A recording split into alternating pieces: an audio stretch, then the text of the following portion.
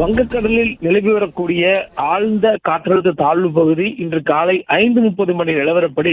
காற்றழுத்த தாழ்வு மண்டலமாக வலுவடைந்திருக்கிறது என்ற தகவலை வானிலை ஆய்வு மையம் தெரிவித்திருக்கிறாங்க. தொடர்ந்து இதனுடைய நகர்வு மேற்கு வடமேற்கு திசையில் இருக்கும் எனவும், தற்போதைய சூழல்ல வங்கக்கடல்ல 990 கிலோமீட்டர் தொலைவில் சென்னைக்கு வெளியே கடல்ல நிலவி வருவதாக சொல்லப்பட்டிருக்கிறது.